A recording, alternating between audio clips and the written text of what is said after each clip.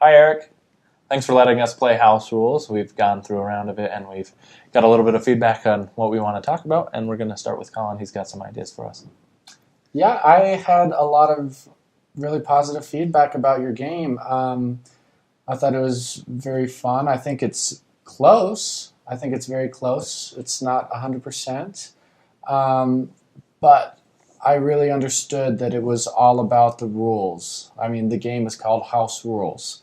So I tried to think of, especially since I actually used my write-in rule, um, I really thought about how can I make this more manageable, knowing that all the cards were going to be compounding. So I wanted to be able to control that a little bit, and I figured out you could even write something that says you can discard a rule every time, or two rules get discarded every turn. So you can control it in however way.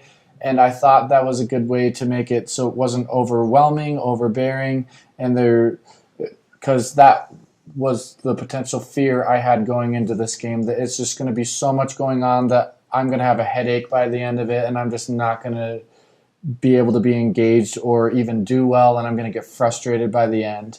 But I felt like I didn't have that happen, especially because of my role, and then the other one that was basically the same thing as mine.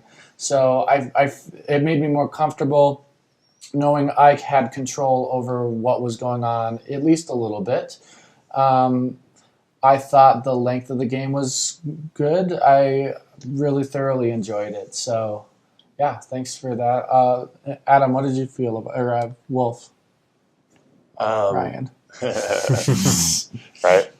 So I did have a couple. I was in charge of reading the rules, and one of the things that always helps me, and I do this a lot, both on these videos and then just in my personal life, generally when we get together to play the games, I'm the guy that reads the rule book and explains it to everybody.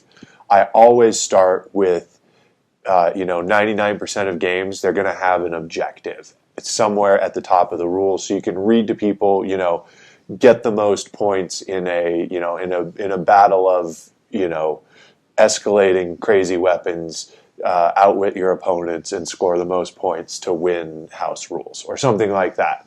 And a very clear sentence. And I think by the time that we got done playing your game, I could put together that very clear sentence of, hey, I want to do, that's what this game is about, that sentence that I gave you there. And it could probably be better than that, obviously. But having that right at the beginning really helps everybody get in and like, oh, this is what I'm doing. This is what this game's about. This is what I'm trying to do. And it makes it, I think, easier to explain the rules and to digest the rules. So I think you did ultimately have a good kind of set of mechanics and theme that told a good story all by itself, but putting that story in one sentence I always find is super helpful. And then just to get a little nitty gritty on your rules, you did a thing here where you summarized here the turns basically, and then went in more in depth about the turns here towards the end, and explained the phases a little better. And I would recommend working a little bit on how you organize this. I think that this list should be really quick, and it should just say prepare for combat, decide who goes first, attack or clash with a friend, end the round. And then explain everything in detail. Right now you have half the detail you need to understand a round right here, and the other half on the back. So I would take a lot of the detail out of this list, just give them a quick list, a lot like what you have on the player card, like this, and this, just a one sentence thing for each round, so you can get a good overall picture, and then and then break down each step even more in all the rules here. But other than that, it was good, and they were pretty easy to understand. We did miss the multiple, how to resolve. We weren't quite resolving multiple actions we saw at the end, right, where multiple special cards were played. So we didn't quite resolve that right. and I kind of just lost that in the mess of all the rules. So I think that's an important thing that should be highlighted a little more. But other than that, I think the rules were pretty clear for what is kind of a chaotic game. Then the rules keep growing and growing. So I do think you have a solid base. I would just reorganize how you have the layout laid a little bit more. Then I think the other thing that I'd like to talk about is the specific rules, or a couple specific rules, specifically the rule of, and this is just, I think, just goes to tweaking, specifically the rule of play with your defense face down, and they're revealed as players attack, and change how the turn order is decided. One of the big sections you have on here is about determining play order, and it's a part of the game is positioning yourself to go next, or when laying down your defense, figuring out how to go next. And playing with the face down for the first half of the game almost seemed like a completely new game in a way once we got rid of that rule. Because as soon as we got rid of that rule, the game felt different in a way that I enjoyed more, and I felt I could affect the game more. That was Blind Fire. Yeah, the Blind Fire one. And the Blind Fire one also interacted poorly with the Deuces Wild card that made the twos as valuable as all of the defenses on the table. So you have these certain cards. I would just make sure that your cards interact in a way that you want to, and I think that comes from play testing. And that was very confusing to us, how those two rules interacted with each other. And then ultimately, I just didn't like that one rule in particular because I felt that it changed the game in a way that made it into almost a variant of itself. It changed too much of the game. All the other rules I felt kind of made this game wackier, and I still played the game in the same way, but then I had to plus this one and add this one and then get an advantage because I'm older and then lose an advantage because I'm taller and then count the words on this card. And that was all fun and just took this game that I understood of, okay, my card's higher than your card, and added some cool levels to it. Yeah. I remember when we eliminated that rule in like the last round, really, or in the last kind of phase or round or whatever you call it. I remember you starting to kind of calculate out the math and who gets to go next, and you were putting out cards strategically because of positioning yourself to go next.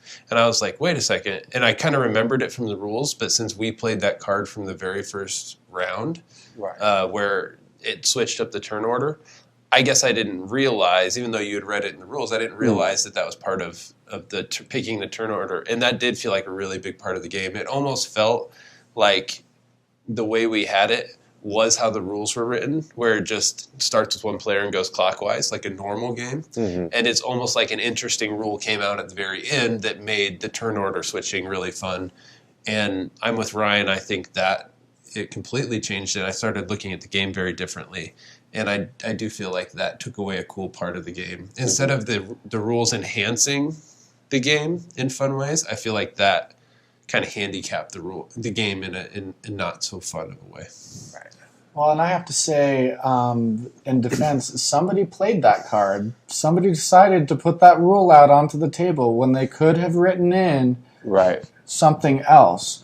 And I like the fact that you can actually use it strategically if you're behind on points or something to say, hey, I don't want anyone to know what's going on. And then, so if you're in a bad place, that card can actually be a good strategic move to do. So in a certain situation, you may want that. Well, and I did play it intentionally the first round because I knew that guarantees me go first. Sure. And within the first round, I was able to get, I think, 5 points in the very first round, and I was able to get a lot of points. And so I really did like it. I think it can add a lot. Just like Colin's saying, I do think that there are some strategic ways to play the card. But I also can side with both what Ryan and Adam are saying in some ways. I don't think it should be removed. I think they're more in line of maybe removing the rule, and I'm more in the line of, well, I think it should be there. I don't know that it should be the first card played in the game, it should maybe be delayed. So maybe you put it, I don't know, you have some way that says if this is drawn on the first turn, you don't get it. But then my other suggestion is that potentially that becomes too clunky and cumbersome, and you don't really want to deal with that, which is fine. Ethnos is a game that does some stuff like that with the bottom half of a deck. You could look at that. But I think that you could make it a variant. In and of itself, I think it could be a variant, and after people have gotten used to the game, if they want a new spice to it, they could play, all right, now everybody plays with their defenses face down. You can write in rules now that force people to play it face up and stuff. Yeah, and honestly, it seems like what it seems like is actually a very a really good example of a well-written house rule. Like that kind of rule seems like something someone who's played the game a lot should come up with on their own. Like that to me seems like a good rule, like I said, for people to be creating later. And I don't know, actually, I never looked to verify, but I don't believe that you can vote out, like do the majority vote out, because you can do the majority vote out of a house rule, according to this, but it doesn't say you can do the majority vote out of just another rule. So, it's one of those things where it kind of affects everybody the same, and it's not really incentivized to remove with a break the game card, but you also can't just majority vote out a certain rule. So I think maybe if you could majority vote out a rule you don't like, even if it's not a house rule, that could fix it.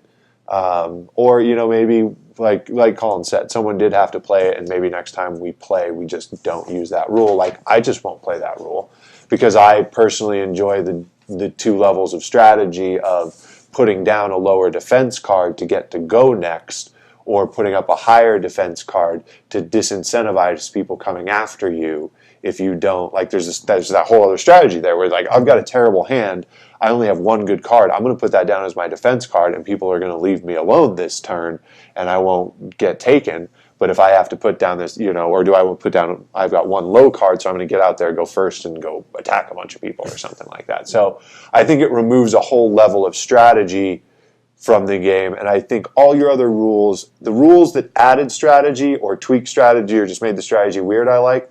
The ones that like simplified it like that or made it closer to just blind luck, or I didn't like as much. I guess we just happened to get that first too. Yeah, like it was very early. There's so many rules that like the chances would just happen.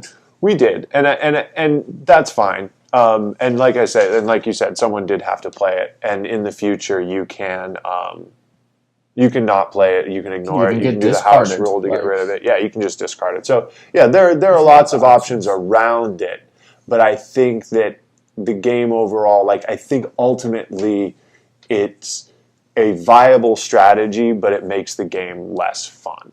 And I play games like that, and a lot of times like we play games together where people can employ a lot of different strategies, and even just like, oh, that wins, but I don't want to play with you anymore because you like winning in a way that makes the game boring. And so I think that rule, why you do make a good point that it can be employed as a strategy. When it's employed as a strategy, are people having more fun, or is one person just getting a competitive advantage? And I think this game's more about fun and chaotic rules than it is about rules, lawyer rules, and optimization stuff. Well, you have a built-in mechanic in the game that can easily resolve this, I think. You have the mechanic that says, when revealed, this card doesn't affect. Mm-hmm. You can make this effectively last one round. Yeah. And it could be utilized by the person as a strategy, just like we've talked about. Uh-huh. And it does. Everybody turns their card face down. It guarantees the person who they want to control it have the ability to get the strategy out of it that round. So, I mean, there are ways around it already built into the game, I think. But and I actually like the one that I would actually combine it with the one that Colin played in the game, where you took them all and shuffled them up. Yeah. So I would say what I would do is I would actually combine that to. I would combine those two cards. I would get rid of the rule that says, I'd get rid of the blind fire rule. And then what I would do is I would say, when this card is revealed, you take all the take all the defenses, shuffle them up, and place them face down.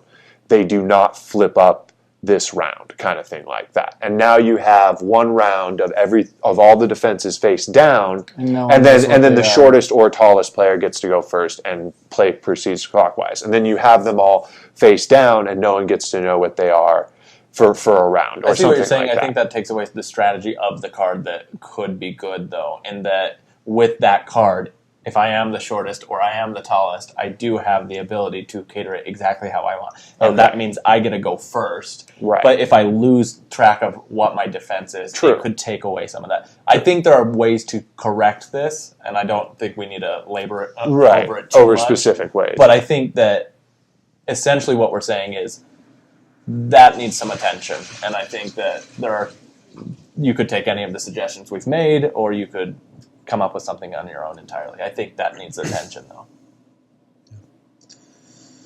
Cool. So, yeah, and then I think, that is about all I wanted to say there. Tyson, you had some things that you want to talk about? Yeah, there were a couple things that I had a experience with that didn't really jive with me, and I think that we've all established that I might be the outcast in this. But to that point, I think it needs to be known that this is probably not the style of game that I would choose to play on my own anyway. That doesn't mean I don't think that there's a lot of great things about the game. I think everything that they've mentioned, there is a lot of really unique and fun new things to do with it. It reminds me, Colin was talking about the chaos and the try and managing everything. It reminds me a little bit of a game called Curses or the game of Mao. There's a couple of different games that kind of... I like Mao. Yeah, there's a couple of games that you have this chaos and you have these rules being introduced to like control for it. And I think this does it in a fun way. And I love the concept of the dry erase marker. Yeah, I thought that was great. Really That cool. was really cool. And being able to name your own cards was really fun, if nothing else. And then being able to come up with your own house rule. Yeah. Really cool stuff that you could do. I thought you did some really unique, fun things with that. My issue with it was probably the pacing. I felt like initially there was some stuff going on in the game that felt like it was taking too long, that we were thinking over these cards and these combinations a lot more than perhaps I wanted to. This game feels to me more like a lighter game. I don't want it to be a heavy strategy game. I don't want it to be my main event of the night if I'm playing multiple board games or card games. I want it to be the game that warms me up or closes me down. And this game right now, to me, with the way that it's paced, in that these turns I'm thinking a lot, it feels a little bit, for me personally, like it wants to fit in that in-between zone of, am I the showstopper of the night, or am I the lighter game that you play before? So I feel like there's some stuff going on there that personally, I would like it to pick one side or the other. And my preference is probably towards a lighter filler game. And so I think the length of game itself, I don't know how long we ended up going on that game, but I felt like it was probably an hour or a little over an hour. And to me, that's right at where filler stops being a filler, is when it can bump it over that hour period. So to me, I think that there's a lot of really cool things with it, but my biggest problem was there was too much thinking. There was too much analysis paralysis on some people's turns, including my own. And I was thinking, oh, well, what do I want to do? How do I want to figure this out? And yeah. I disagree. I think it was... I would play it as a main event. I thought it was really fun. I think the game is super goofy, and there's just tons of entertainment value in it for me. I would play this over watching a show that I would watch just to be entertained. There's plenty of shows out there that I'd spend, even movies where I'd spend an hour and a half just because it's funny, like watching Tommy Boy again, because it just is stupid and it's funny, and I just laugh every time. And most hands I would turn over a card and just start cracking up because of it. It just was goofy, and it was entertaining. It was funny. And I could give a night to that and be really pleased that I did it. So I thought it lasted a long time. I don't know if you mentioned about the actual individual turns yet. Have you talked about a little bit, but go ahead. And just how I did feel like a lot of times I wanted to rebuttal with another card, or I felt like the game was like tempting me into like, you played something and it makes me want to play something back, but I didn't always have cards that could do that. Or it wasn't necessarily those specific event cards that I wanted to play. It was another number. It was another. So I did feel some confusion there. I don't really know if that was just me, and I'm used to kind of a take that type game that's got more rebuttals in it than this had. Or if the game was kind of begging me to do that. I don't know quite what it was. But something in me wanted to do that, but the game wouldn't let me. I could get over it really easy because I thought the game was just fun and entertaining. And I ended up getting over it, not really thinking about it towards the end of the game. But up front, every turn I was like, I can't do anything. Like, you just play one card against my one card, and I had my defense out. You saw this coming. I didn't see it coming. You just played and won, and I couldn't do anything about it unless I had an event card, which often I did, but it just wasn't the right moment. Something felt weird about that still. No, I get wanted those to rebuttal, hands. and I was just like, but I can't. I get those hands with no rebuttal cards in them. That was my first round where I was just like, I couldn't attack. Like, I had too many event cards in my hand, and I was like, well, now I can't even do anything. Yeah, and there is this weird, I agree with you there, where there is this kind of, I'd figure out a little bit more how to structure the turns, I think. Because there was this, like, you'd play a card, and then there's this kind of like weird silence if anybody has anything to say, and you don't really know how you tell when everybody's done doing stuff, or when, are we good? No, so there's there is like a weird pause even that kind of stops because I think you could also go towards like a war-like type game, just a simple you flip up, my card beats your card, we move on, and get like a fast pace that way. And like you almost have this kind of like war game where you're allowed to interact. So, you just flip up cards and see who wins, but then you're allowed to change the values in weird ways by counting the words on the cards and doubling up a value and doing this and doing that. And it's all very fun, but the thing that part of what's fun about like those war games is they're very fast paced. You slap it out, and then maybe a jack comes out and people slap, or doubles come out and something else happens. But what happens is known by all the players, and it can happen really quick. There's this part in the game where you almost have to ask permission from the table to pick it up and score it, that slows down every turn in a way that you're never going to get a frenzied pace, or you're never going to get in any kind of rut out of this game, because you're always playing, you're always basically playing. You're being trepidatious in a lot of ways. Right. You're like, I don't want to tilt my hand and say that, oh, look, I'm done. I'm going to take these points, but then somebody's going to, oh, no, you're not, and screw it up for you. And so I felt like there needed to be, that was part of my whole concern with the whole pacing issue of the game, is that I didn't know when things were going to finish, and I didn't know when I could start my turn sometimes, and it felt like it needed a little bit more frenzy than it did. I almost felt like, and this should have been a rule that I wrote in, that I could have written in like an all-stop card. So like each turn, somebody can claim a rule that gives you an all-stop power, so that you can, the player with the least points says, no, you can't. Right. You can't, you're done. We're not putting any more cards on this, we're done. Right, that someone can call the fight or something like that. Throw in the towel. Yeah, I feel like that would be like, oh, okay, we're different. See, this is really cool though, because now next time we're going to be making up rules. This is all very good, and I think it gives a lot of replayability. Maybe next time I'm wanting to play this game again because I just thought of this rule I'd want to throw in to mess with people, or so I think. I don't. Well, yeah, I want to stay on what we were just talking about with the pacing in game and the gameplay.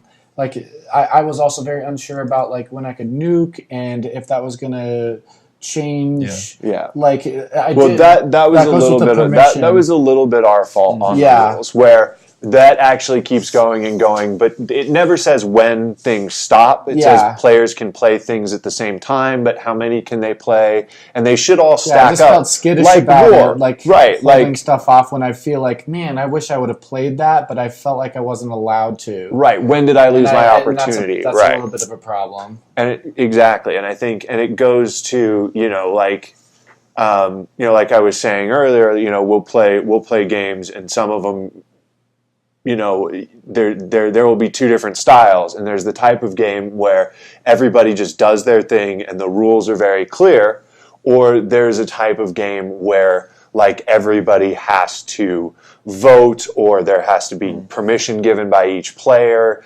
Social games where there has to be a vote and everybody has to put in their vote before we can move.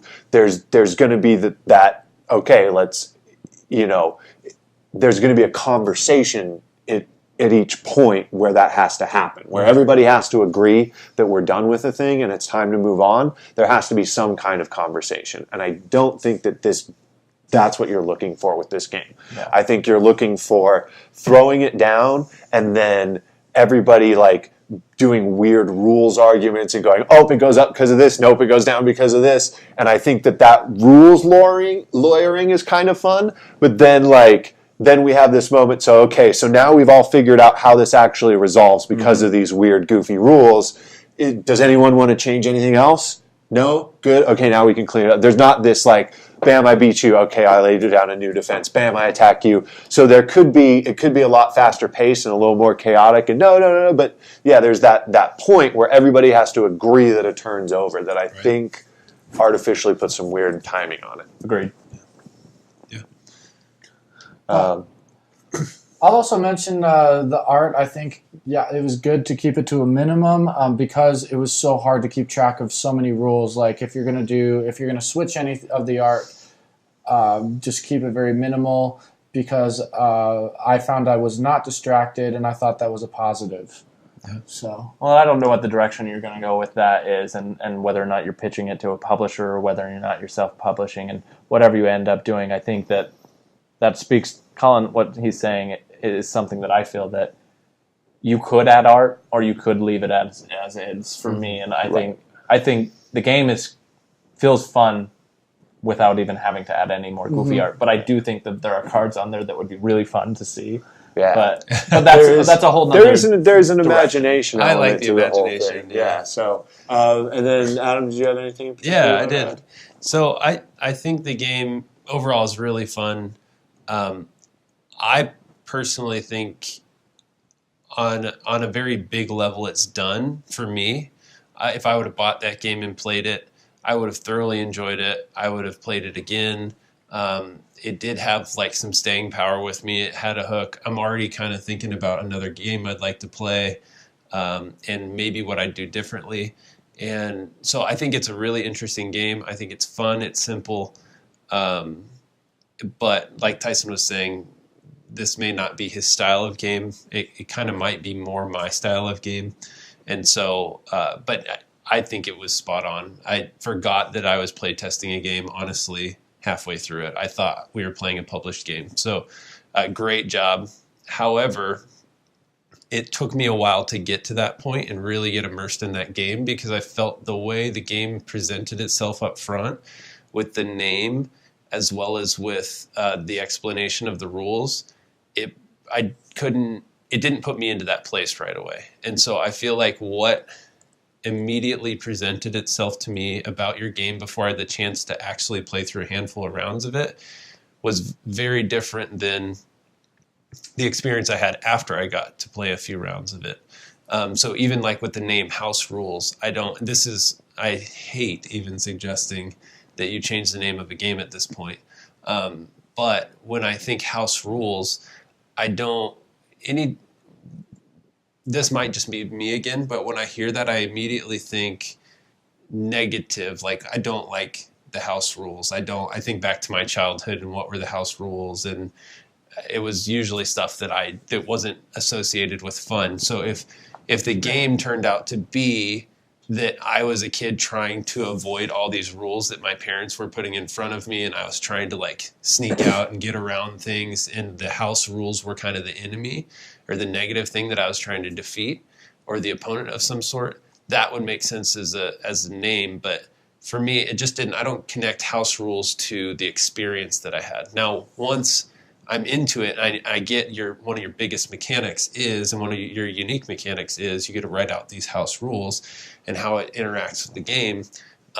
Now it makes sense to me why it's called house rules, but that wasn't obvious from the start. And so when I hear that name and when I don't have that objective statement, like Ryan was saying, I just didn't know what I was doing at the start. So even a couple rounds in, I'm thinking, okay, I think I'm starting to get this, but I was still trying to capture the identity of the game. And I feel like the name and the box, I think the art, can you pass me the box really quick? I think this little skirmish you have going on here is awesome. Like, to me, that helps get me there. Like, it's cartoony, it's goofy. I can tell this guy looks like he's in his work clothes, his slacks. Like, they look like people at home, but there's battle axes and potions flying around. So it's got that super goofy, that to me is very prevalent in the game. But the name of the game throws me off. And then I think you have a huge opportunity in the rules, like Ryan was saying with this objective statement, or just throw a little story in there that just helps me get right down into the game, so that by the first round, I already know this. You've already immersed me in this great experience. And I think you're super funny, which is hard. It's really a gift, I think, because I've played games before where they're trying to be funny and they're not just funny people, and they don't work. But to me, like, this game is like a Munchkin. It's Exploding Kittens. It's I thought Exploding Kittens would it's just brilliantly goofy, and I think you've got a huge gift there, and I think you need to come right out of the gates with that brilliant goofiness in the name, in the rule book. I think mechanics aren't the thing that makes this game shine to me. I love the rule mechanic. I think it's a good mechanic, but that's not why I'm really thoroughly enjoyed it. That's not why I'd want to sit down and play it, just to be purely entertained. I even loved how you gave me space after putting me in this really goofy mood with your text. You gave me space to be goofy with the dry erase marker and fill in the blanks on the cards. I thought that was tremendous. Like these guys said, the dry erase marker. I feel like stuff like when I saw your pen, I was like, oh great. I was like, Pictionary type. Yep. Right. Like, whatever, yeah. But you with your goofiness. It's like fighting over the pen, really. Oh, yeah. You immediately put me in this mood. You triggered something in me that made my silly side just come out. Yeah. And so again, that's 6 pens. huge. And I couldn't wait to I was waiting in line for the pen to write down my thing. So to me, that's the strong suit of your game. And I don't think the way that it started, I think you could, if you focused on that, you could do a really good job with just a short paragraph at the start of your rules. And again, I hate to suggest it, but I don't understand how house rules puts me into that. So I want to agree place and disagree with you. Right. Yeah, I disagree with you. I want to agree with the whole flavor text and the whole objective statement. I think that's almost essential at this point. Like I would feel like if you get anything out of this conversation, you need to put people in the right mood. Your game does it over time, like Adam's saying. It's exactly it. Once you get the vibe of it, you feel it. But you want to put that immediately. So you need that flavor text. You need that objective statement early on so that can be put in there. House rules, love the title. Hate everything Adam said about it. Okay. I love the title. Agree. You just made the wrong connection. Okay. I think everybody else, house rules means we don't know how to play this dumb game, so we're making up our own rules to make it more fun. Like house rules are, this is how we make this game more fun, is with our dumb rules. But with that in mind, but you could solve that with a mission statement for all the dummies like Adam who don't make the right connection. Okay, hold on. Give me a second. Give me a second. I did. Well, you can't help what that stuff means to you. No, that's fine. That was your connection. That was your connection. That's the way it was. Hold on. No. Hold on. Right, we had the same childhood. Something that would really... We did.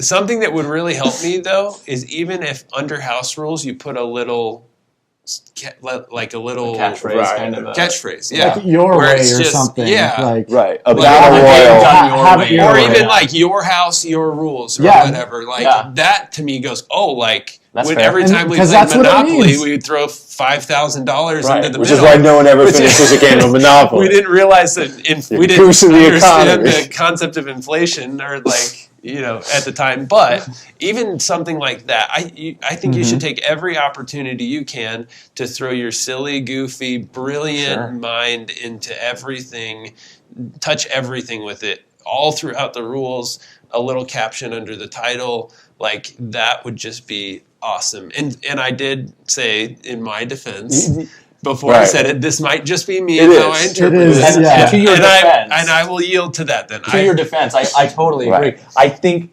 once you started explaining it in your light, I totally could see how it could be interpreted that way. And so I was like, oh, that's not how I interpreted it. But with the art, with everything going on the box, not having read the rules, I could totally interpret it that way. And then if that were the way I was interpreting it, it's going to be a point of a barrier to my entry. Right. And so I do love the suggestion of putting a catchphrase or putting some tagline on there. Yeah, that tagline, that's what I was that clarifies that your house, your rules, or rules done your way, or whatever it may be. I mean, you've got the, like Adam saying, creativity. Let me ask a quick Got question rules. though. Do you guys feel like the way that the game presented itself to you before you ever got to play it set you up to feel like you were going to experience what you actually ended up experiencing? Yes. Oh, it did. I So honestly you felt didn't feel like that this was disconnect at about. the start of the game at all. I felt like it was I all felt the about rules. disconnect, You but had a not the whole same rule way. deck.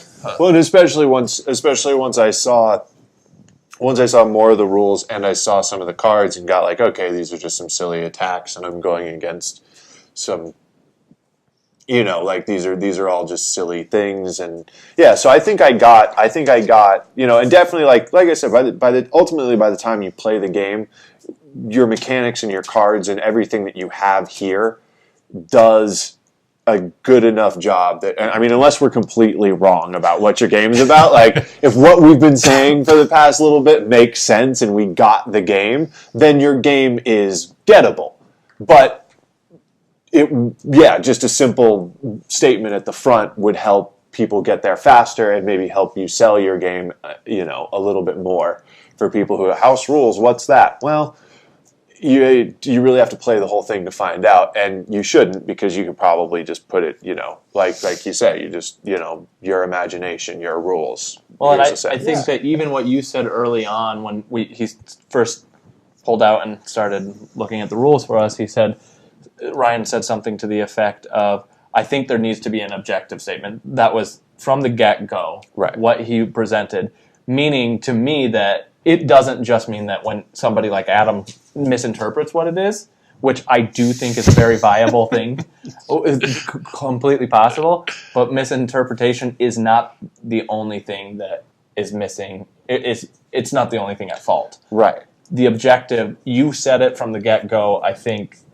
we all had the same feelings. Yeah. Yeah, and it is. It's one of those things that look at almost any game, and you will see an objective statement within the first, half a page of the rules. It's usually just right at the top. Even and on the it's box, generally, just a little sentence, two or right. three words. And it makes helps big a lot difference. for everybody to get in the right headspace. Just like, hey guys, this is what we're going to do. It helps people explain it to them if they want their friends to buy it, everything like that. So. Okay, so I officially withdraw most Right. of all of my points. No, but it's So fine. tagline, I think It would is. be awesome. Brilliant, I think. Paragraph here, awesome. One more thing, there were some blank cards in there. We debated as to whether you meant to leave them blank or not. I don't think they should. I didn't like that they were blank. Some people liked that they were blank. Again, I think you should take every opportunity you can to just exercise that super funny, creative. Games like that can be wildly popular if they're presented well like that, and I think this could just be presented well. I felt like at the end of the game, I was like, this is brilliant. Yeah. I wish from the very start of the game, I could have immediately got there and be like, this is brilliant. Just by getting through your rule book and getting to hear that super funny, creative, silly brain of yours all throughout this rule book, just making it a funny rule book would make me go, I know there's a lot of people that actually are very opposed to that concept. I love the well, I would buy his game, and they probably would. But I'm just saying, think about that. I think the rules need to be clear and concise, but I do think that you can add some flavor, maybe from your example cards and things like that on the page. Okay, well, I'll stop talking. I think you get my point. Yeah. Well, I have a suggestion. If this is to be somewhat of a just all about the rules, I would say keep that rule, all the rules you have, and maybe just have an entire deck of blank rules. So every turn you can write rules, and then everyone can just make the game whatever they want. And it just really opens up so many doors. You can choose to play with those, or you can choose with the ones you have, and then that way it's really clear that this is a rules game, and you get to make up any rule you want once per turn. So so you're basically saying like give everybody how many or just I would just say instead of only one option for one rule that can get voted off and then it's gone for good, and then you're like, well, damn, that sucks. I would just say I like the idea of you've got to make a house rule, because if everybody's just putting in bad rules that get voted off all the time, you don't get any rules added to the game. So only giving people one also ensures that X number of rules are added to the game. I like the idea of giving people enough house rules, but what you said though, enough house rules cards that they can decide that to make permanent house rules. That if they've made one rule that was so much fun that they always want it in the deck as a permanent rule, they've got some extra ones to do that. I really like that idea. Get the Sharpie. So like some rules that you exactly, but still have enough. Rules, like these are all just. But still have enough for everyone to have their one temporary one each game that they can try and get in each game. So you can try. Maybe something really clever on the rules is leave just a complete blank space that has that open, so it's like you can add on your own rules to this game, period, which is what you're going for. I don't know. Yeah, but I think I'm good. Yeah, I think overall we really liked it, and I think you have a solid game here. I think a little more clarity and would help a lot just to get everybody on board. And then other than that, I think that's the thing we all agree on. And then other than that, you can kind of, take our individual opinions for what they're worth. But I think we all think you have a good game here that could use a little tweaking one way or the other, but definitely add a little bit of clarity in the rules and on the box, so people have a better idea of kind of the silly fun time they're looking at getting into. So thanks a bunch for your game, and we appreciate it. Had fun.